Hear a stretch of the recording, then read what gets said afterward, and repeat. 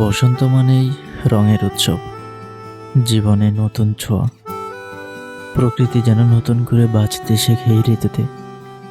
গাছে গাছে নতুন পাতা, বৃষ্টি দোয়া, সবুজের গন্ধ আর বাতাসে ফাগুনের উষ্ণতা। সব মিলিয়ে বসন্ত এক আনন্দের বার্তা নিয়ে আসে। শিমুল আর পলাশের লাল কমলা আগুনের মতো রং ছড়িয়ে দেয় চারপাশে। কোকিলের ডাক মন ভরিয়ে দেয়, আর পথের ধারে কৃষ্ণচূড়া তার সৌন্দর্য বিলিয়ে দেয়। বসন্ত শুধু প্রকৃতির নয়, মানুষের মনেও নতুন স্বপ্ন জাগিয়ে তোলে। বসন্ত ভালোবাসার মৌসুম, নতুন আশার মৌসুম। কবিদের কলমে উঠে আসে প্রেম আর জীবনের গান।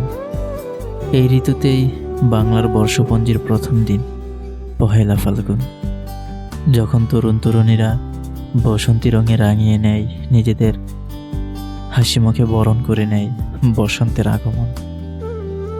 তাই বসন্ত শুধু ঋতুর নয়, এটি ভালোবাসা, এটি আনন্দ, এটি নতুন করে বাঁচার গল্প।